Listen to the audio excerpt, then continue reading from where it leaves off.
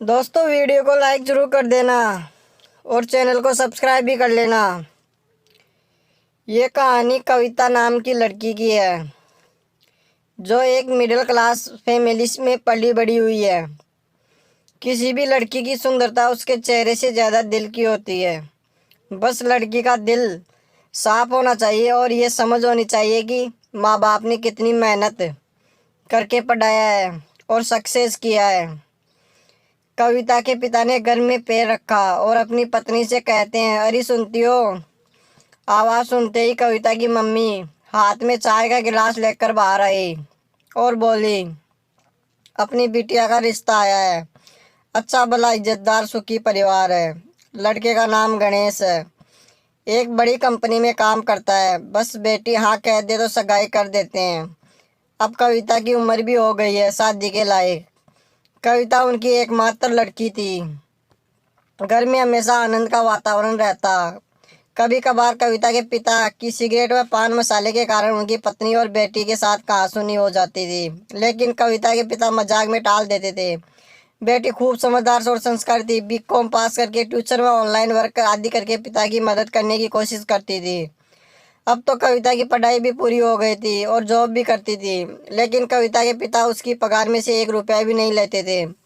रोज कहते थे, बेटी ये पगार तेरे पास रख, तेरे भविष्य में तेरे काम आएगी। दोनों घरों की सहमति से बेटी और गणेश की सगाई कर दी और शादी का मुहूर्त भी निकलवा दिया गया।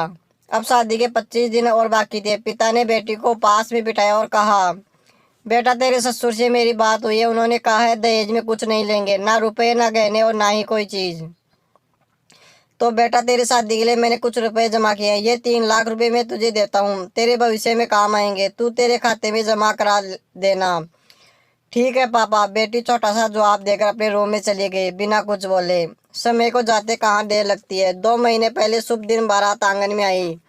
पंडित जी ने विवाह विधि शुरू की। फेरे का समय आया। कविता बेटी बोली, रुको पंडित जी, मुझे आप सबकी उपस्थिति में अपने पापा से बात करनी है। पापा, आपने मुझे लाड प्यार से बड़ा किया, पढ़ाया लिखाया, खूब प्रेम दिया। इसका कर्ज तो चुका सकती नहीं, लेकिन मेरे पति और मेरे ससुर जी की सहमति से आपका दिया 3 लाख रुपए मैं वापस देती हूँ।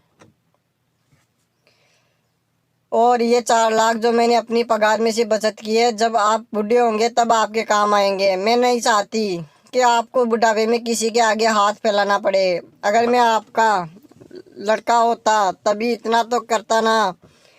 वहाँ पर सभी की नज़र बेटी पर थी। पापा, मैं आपसे दहेज में मांगो वह दोगे? कविता के पिता भारी आवाज में, हाँ बेटा।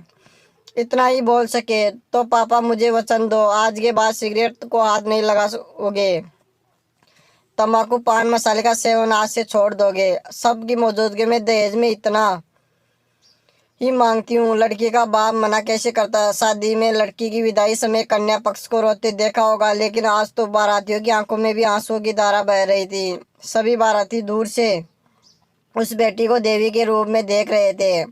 सभी सोच रहे थे कि इस लड़की को अब हम गिफ्ट में पैसे कैसे दें, यह तो खुद लक्ष्मी के बराबर है। सबकी आंखों के आंसू थे। अब कविता की विदाई हो जाती है। सब राजी खुशी अपने घर चले जाते हैं। कविता अपने बेडरूम में बैठी रहती है और अपने पति का इंतजार कर रही होती है। पति थोड़ी देर बाद आता है और गुस्से से बोलता है, तुमने अपने पैसे कमाए अपने पिता को क्यों दिए? वो हमारे पैसे थे, एक बार मुझसे कुछ तो लिया होता। ये सुनते ही कविता की आंखों में आंसू आ जाते हैं और कहती है, आप कैसे कह सकते हो कि मेरे पैसे हैं? आप एक बात बताओ, आप पैसे कमाते हो वो किसको दोगे? गणेश बोलता है, अपने माँ बाप को। ये सुनते ही कविता बोलती है कि जो पीछे छोड़ कर आई हूँ वो भी मेरे माँ बाप ही है। उन्होंने मुझे पाल पोस कर इतनी बड़ी किया है और पढ़ाया भी है, इसलिए मेरा फर्ज बनता है कि मैं उनकी मदद करूँ जब तक उनके साथ हूँ। अब चाहे आप मुझे पैसे मत देना, बहन आपके भी देखती हूँ आप कितना पैसा देते हो उसकी शादी में। कविता कहती है, मैंने सोचा था कि मेरे माँ बाप को आज तक एक बेटा मिल गया जो पूरी उम्र उनकी मदद करेगा, लेकिन आपने ये बात कह के मेरी पूरी उम्मीद तोड़ दी। आप पढ़े पढ़े लिखे होकर ये बात कर रहे हो तो आपको पढ़ना लिखना सब बेकार है। कविता की बातें सुनकर गणेश बिल्कुल चुप हो जाता है और कविता को बोलता है, सॉरी, तूने आज मेरी आंखें खोल दी, आज के बाद कभी ऐसा नहीं बोलूँगा। दोस्तों सच में बेटी हिम्मत वाली हो तो कहीं कुछ नहीं कर बिगाड़ सकता। वो साक्षात लक्ष्मी का रूप है। दोस्तों इस लड़की के लिए एक लाइक तो बनता है और कमेंट करके जरूर बताना आपको कहानी कैसी लगी। चैनल और को सब्सक्राइब जरूर कर लेना।